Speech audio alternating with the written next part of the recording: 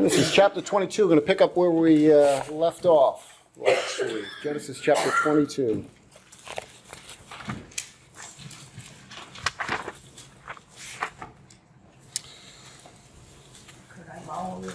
Can I get somebody who would like to read verses 1 through 8?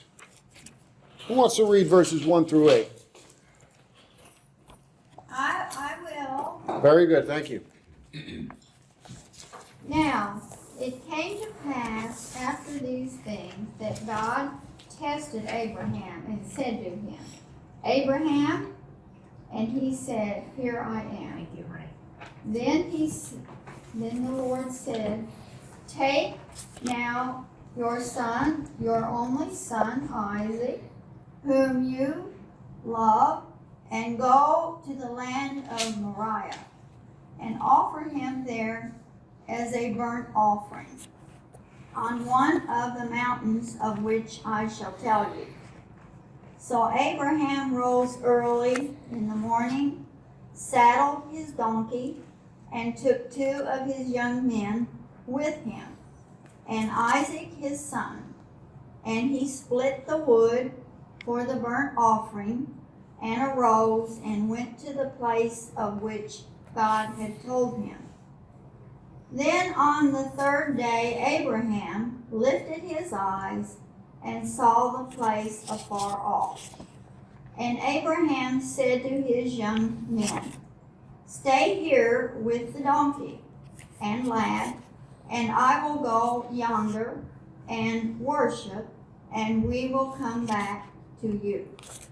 So Abraham took the wood of the burnt offering and laid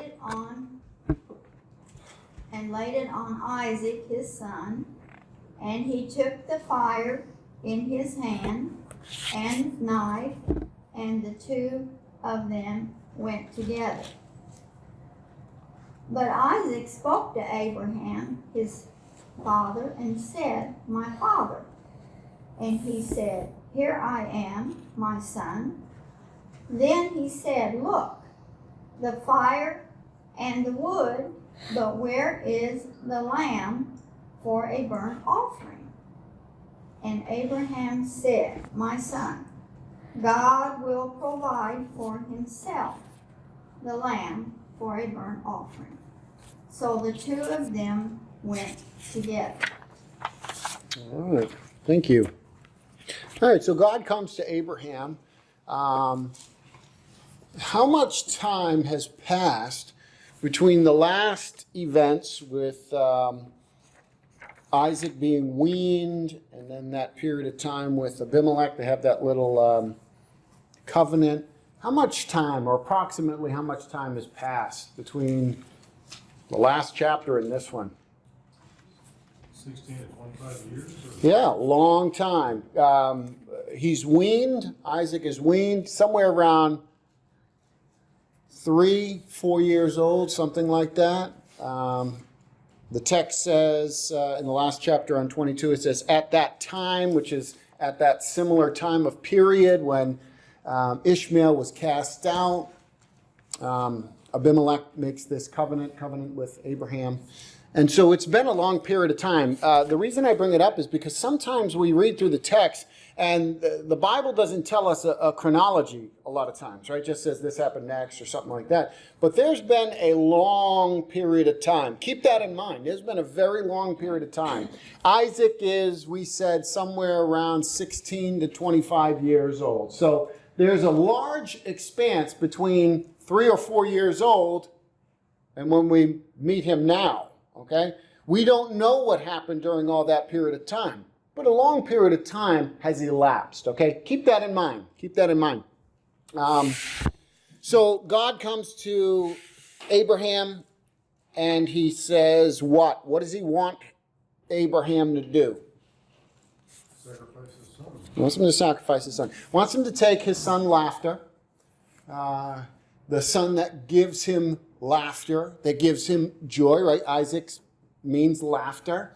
And he wants him to take him and offer him up as a burnt offering. We talked about this before. And what does Abraham say to God?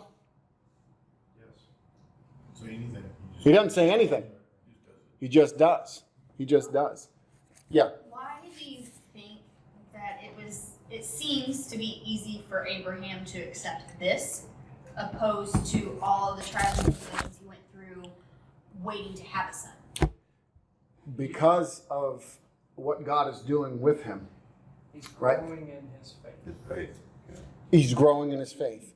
Because when Abraham was afraid and he goes down into Egypt and he makes this whole elaborate plan with his wife and all that, is God faithful to him?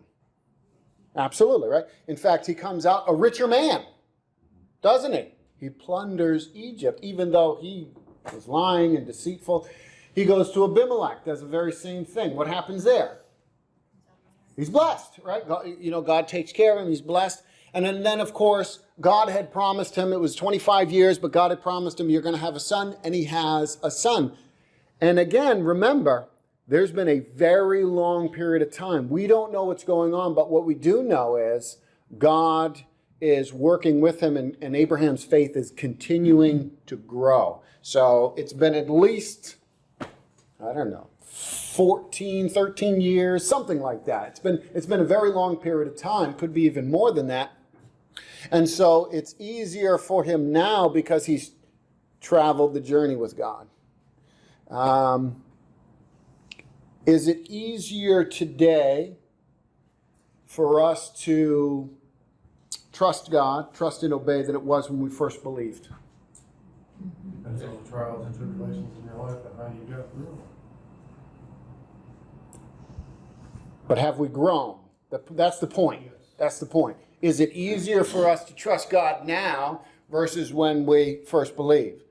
Hopefully, right? I mean, if we're in Christ, we're growing, we're maturing, because what we're doing is we're seeing God be faithful. Even in those periods, those times when we don't, where we've wavered, maybe we didn't trust God, maybe we didn't think he could take care of it. And then, it worked out. However, it worked out, and we say, I should have just trusted. Abraham's going through all that as well. So at this point, his faith has grown, it's matured. So now when God comes to him and says, take your son, Abraham is reminded of God keeping his promises. God has been faithful. And God had said, it's going to be through Isaac that your offspring will come and there'll be this blessing. So Abraham knows one thing. What's that one thing he knows about God? Believe. Kept his word. Yeah. God's faithful. God has kept his word. God can be trusted. So I don't know how it's going to work out, right? Abraham doesn't know how it's going to work out, but he says, it's going to work out. It's going to work out. God's going to take control and deal with this. So that's why. And that's why I made the emphasis that this has been years since Isaac's even been born. And we've got to believe that there's been some kind of interaction, at least the worship of God on Abraham's part this whole period of time. So God is still working with him. So it's easier now. God says to Abraham, take your son. And the emphasis is interesting. Take your son, your only son, the son you love, right? And go offer him. And Abraham says, nothing. He just gets up and goes. Now, how long of a journey was this? 3 days. Could God have said, take Isaac today over on this little hill and offer him over there? He could have. But he doesn't. He says, I want you to go 3 days journey. Now, we're going to talk about some typology later if we have time, if not this week, next week. But apart from maybe typology and shadow and all that, why do you think God gave him 3 days? Give him time to spend with his son. Give him time to spend with his son, give him time to mull over some things. See if he really trusted him. Trust I God. was thinking to see if he would turn back. Right. Yeah, because at the spur of the moment, he might have been like, yeah, all right, we'll do this, real quick kind of thing. Thinking about it. But he's got to think about this, right? For 3 days, you know that he's been thinking about his son.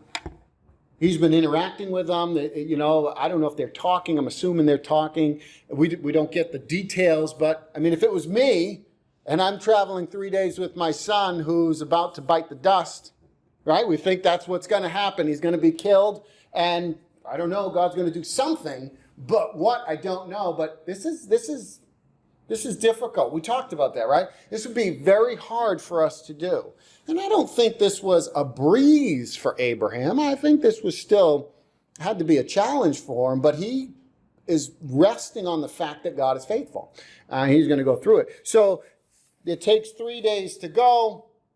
He goes to the land of Moriah, and he offers him up, or he's supposed to go and offer him up on the mountain over there. There's a little bit of debate, but I believe that the mountain that they go is the Mount Moriah. Does anybody know anything why Mount Moriah is special? Solomon's temple was built. Yeah, the Temple of Solomon in Jerusalem. So this is connected with Jerusalem later on. This is going to be connected with, Jesus comes in there, but the temple is on the mountain and all of that. So there's a connection going on here. What does Abraham say to his servants in verse 5? They go out, they travel along, and then what does he say in verse 5 to his servants? Stay here. Stay here. Stay here, we'll come back. Again, this goes to that idea that Abraham has faith that God is going to keep his promise that Isaac is going to have children. Isaac doesn't have any children at this point, right? He's not married, has no children, and yet God said it's through him. He is the heir. Through him, through Isaac specifically, the blessings are going to flow. So Abraham doesn't know what God's going to do, but he has faith that he's going to go worship with the boy, and they're both going to come back. I don't think he's lying. I don't think he's lying. I don't think he knows what's going on, but he knows God's going to do something. Do we always know God's plan? But we know God's going to work it out, right? Sometimes we just have to go and say, hey, we're going to go worship and come back. We go by faith. We say, I don't know what tomorrow holds. There's a hymn we sing. I use it in illustrations and sermons and stuff sometimes. It's a great one. But it talks about, I don't know what tomorrow holds. It might be through the flame or the flood. There might be disaster and all that. I don't know what tomorrow holds, but I know who holds tomorrow, and I know who holds my hand. And I think that's kind of what Abraham's doing. So he's recognizing that's what's going to go on. He says to him, or to the servants, we're going to come back. Don't worry about it. We're going to come back to you. What does that, well, we talked about that. When Isaac asks his father, where's the sacrifice? Because Isaac asks that. He says, where's the sacrifice? What does Abraham say to him? God will provide. Again, we see him relying on God. God is faithful. God's going to provide some form, some fashion. Hebrews chapter 11, verse 19. We won't look at it, but you may want to mark it down. Hebrews 11, 19. Yes, I have it. James, may I read it? Oh, if you got it, go ahead, read it. Yeah. Concluding that God was able to raise him up even from the dead, from which he also received him in figurative sense. By faith, Isaac blessed Jacob and... That's good. That's far enough. Thank you. Yeah, so Abraham, the Hebrew writer says, Abraham believed that God could even raise the dead. Now, as far as we know at this point, we have no record of God raising anybody from the dead up to this point. Could have happened. We just don't know about it. But Abraham is reasoning, and he's saying, because God's faithful, because God said it was through Isaac that these promises are going to be fulfilled, if God wants me to offer him, I'm going to offer him. Clearly, God's going to raise him from the dead, right? He's recognizing God can do that. He's going to raise him from the dead. Let's read on. Let's read verses 9 through 14 now. Who wants to read 9 through 14? Okay, go ahead. When they came to the place of which God had told him, Abraham built the altar there and laid the wood in order and bound Isaac his son and laid him on the altar on top of the wood. Then Abraham reached out his hand and took the knife to slaughter his son. But the angel of the Lord called to him from heaven and said, Abraham, Abraham. And he said, Here am I. And he said, Do not lay your hand on the boy or do anything to him. For now I know that you fear God, seeing you have not withheld your son, your only son, from me. And Abraham lifted up his eyes and looked, and behold, behind him was a ram, caught in a thicket by its horns. And Abraham went and took the ram and offered it up as a burnt offering instead of his son. So Abraham called the name of that place, The Lord Will Provide. As it is said to this day, on the mount of the Lord it shall be provided. All right, thank you. All right, so what does Abraham do in verse 9? He's ready to kill his son. Yeah, specifically in 9 now. What's, binds him up, lays him on the altar. How old is Isaac? 16 to 25. He's a young man, right? And somewhere between that. So what does Isaac do? Does he resist? He didn't fight his dad. Does he say anything? Nothing that we know of. Could he have resisted? Yes. Oh, yeah. I mean, he's probably... Abraham was an old man. Yeah. Probably I would have. overtaken. Isaac's probably a strapping young boy. He's got all the wood on his back, right? He's got to be... He could have fought back. What does this tell us about Isaac? He obeys his father. He obeys. He submits to his father. But I think there's more. He definitely does that. What? He also trusts God. Has Abraham been talking with his son about worshiping God? Have they been worshiping God for this whole period of time together on at different times? Could have been. Probably. How do we know? Because of his faith. I mean, he Well, his actually faith. showed faith. He shows his faith. By not existing. Yeah. But Isaac also says, where's the sacrifice? He knows what is involved in building an altar and a sacrifice, right? He asks a question. So it seems, again, if we're looking at this, it seems not only Abraham's faith, and we know that Abraham has worshiped God on a number of occasions, but Isaac has to know what a sacrifice, what an altar and all that looks like, because he asks. Where is this? Otherwise, he wouldn't have asked the question, right? I don't know what we're going up here for, but he says, here's this, here's that, where's the sacrifice? So it seems clear that they've worshiped God in this way at least once or twice before, and probably more than that. So if we look at Abraham and where he's come from, again, we have this silent period of time, but I think we can make some basic assumptions. I think he's raising up his son in the ways of the Lord. I think he's doing the best he can with them, but I think they've worshiped before, they've offered sacrifice. I bet you he's told them about God and the promise, don't you think? You're the son of promise, right? Wouldn't he know that? I mean, you definitely talked about that. You know, we didn't think we were going to have you. You know, we did this whole thing, your brother Ishmael and all of that, and yet God brought you to us. I mean, that's a story you're going to tell. I don't think Abraham didn't tell. So I believe there's two things going on here, and I think you can kind of see that, where Isaac is not just submitting to his father. I think that's there, but he's also faithfully relying on God. I think he's got faith in God, that God's going to do something. Again, he doesn't know what's going to happen, but I think he's trusting in God. I think that we can see that there, because he could have fought back. He didn't. I think that speaks volumes to Isaac. It also teaches us something, though, if what I'm saying is true, and I think it is. It says something for us today in our children, right? How should we be raising up our children? Yeah, and our grandchildren. As we walk throughout the day, as we live throughout the day, we talk to them about God.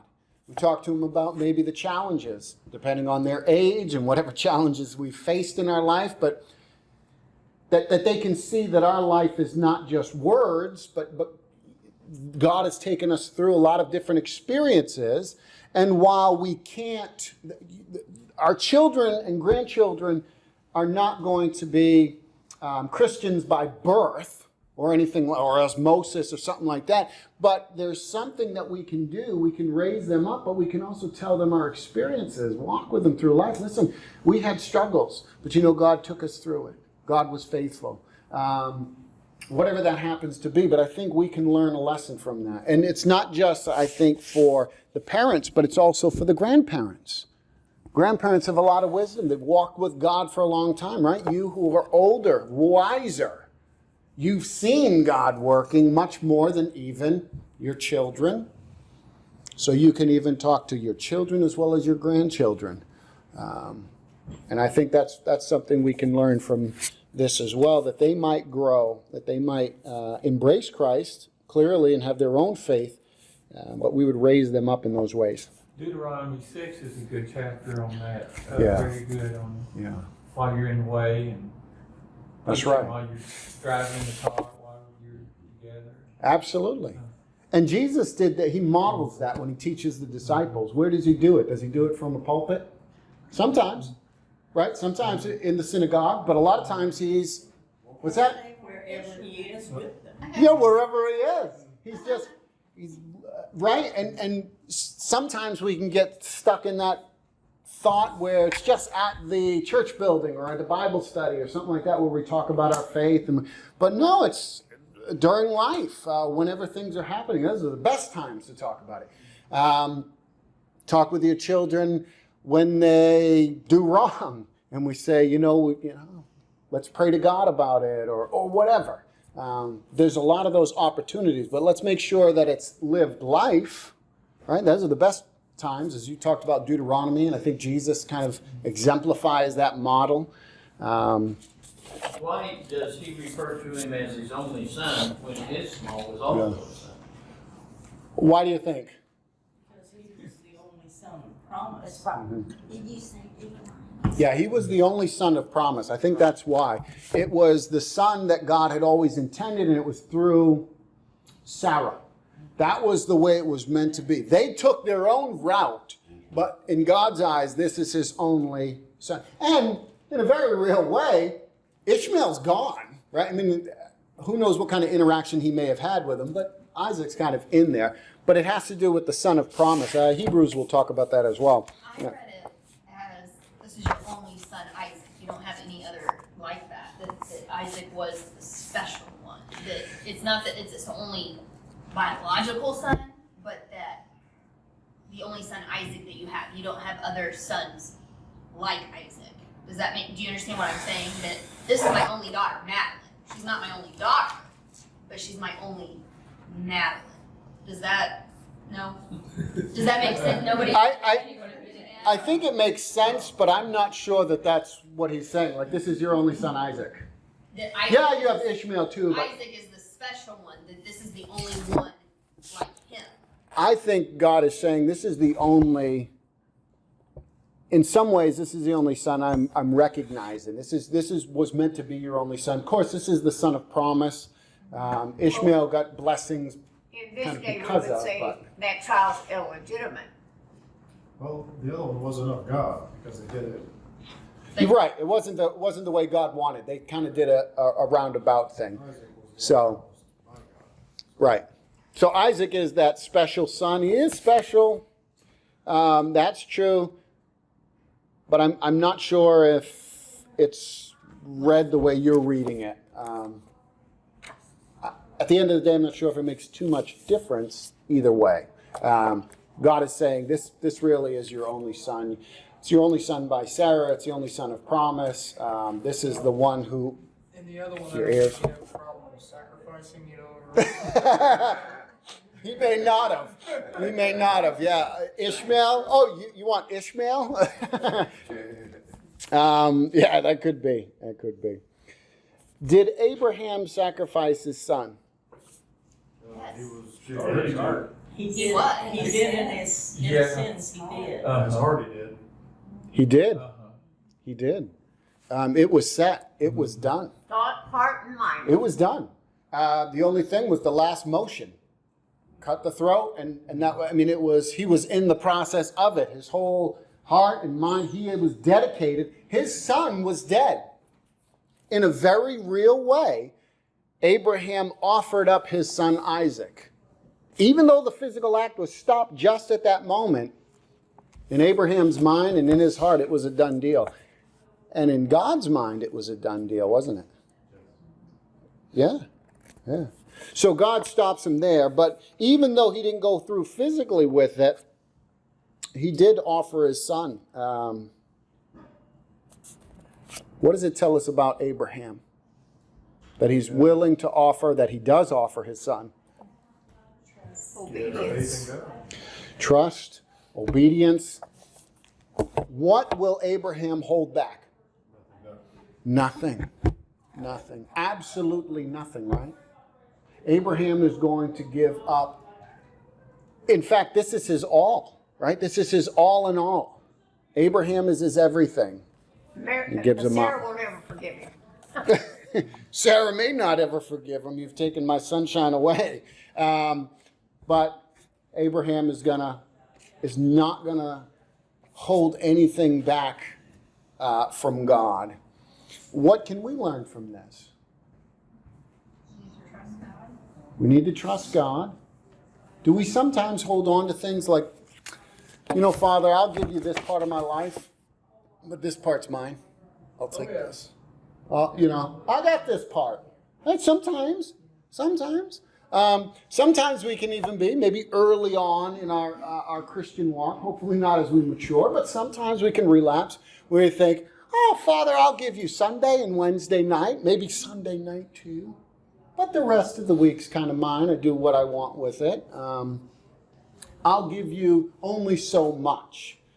Sometimes we can do that. But God is looking for everything.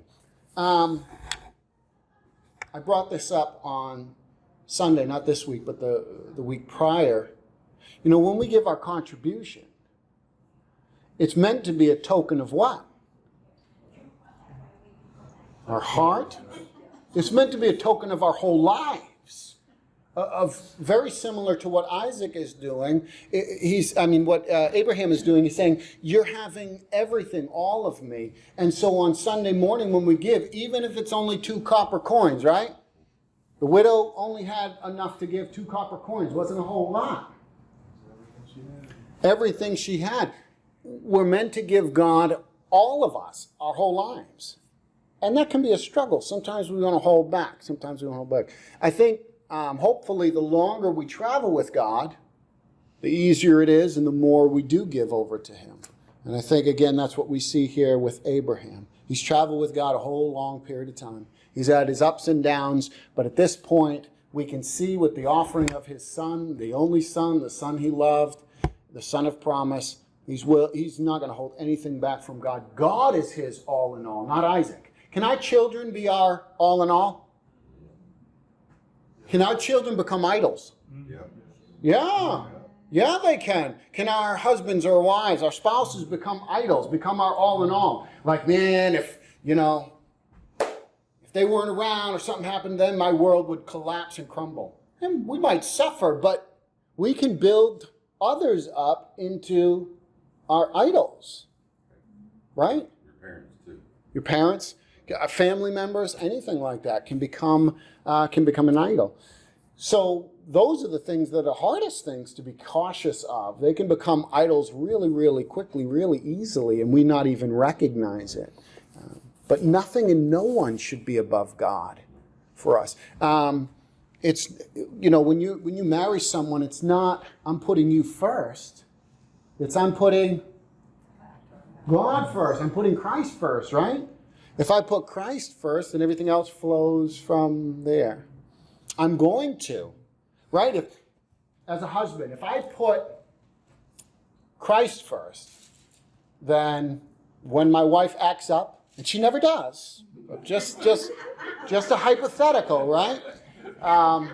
When she acts up, and she doesn't, but when she does, About if she did. When she does. then, if I put Christ first, though, I still lay down my life. I still love her as Christ loved the church, right? See, it's all based on Christ. Wives, submit to your husbands as, you know, the church submits to Christ and all of those kind of things. Husbands, love your wives as Christ loved the church and laid down his life for her. See, God has to be first, number one, then everything else. See, if I put her first and she does something I don't like, well, I'm not going to put her first anymore. I might put me first. I might go off and do something else. I might not treat her right. So God, if God's first in our lives, then everything else flows in the right way. So we can't hold anything back. We're meant to offer our entire lives. In fact, what does baptism symbolize? Sin. Yeah, it symbolizes a death. In fact, Paul says that. You've been buried. You died to yourself. You don't live anymore, right? It's not I who lives, but Christ who lives in me. Those kind of things. That's meant to be real. That's meant to be serious talk. You're not your own. You're bought. Didn't we sing, I owed him a debt? He paid a debt. I owed a debt. All of that, right? I couldn't pay. We give our whole life. Jesus doesn't want your $5, your $10. He doesn't want your 5 minutes, your 10 minutes. Jesus doesn't want your Sunday morning, an hour or two. What does he want? The whole thing. He wants it all. And when we give it over to him, there's an abundance, right? I came that they might have life and have it abundantly. But that means we've got to sacrifice ourselves. We've got to give our all to him. We give up our lives and say, not my will, but your will be done. And that's what Abraham is doing here. He's learned that along the way. And so he offers his son. He's learned. He's relying on God. And this, of course, is the greatest example of faith from Abraham. This is what we always go back to, right? When we remember Abraham, this is what we remember. We don't remember the failures. We remember this great, great victory.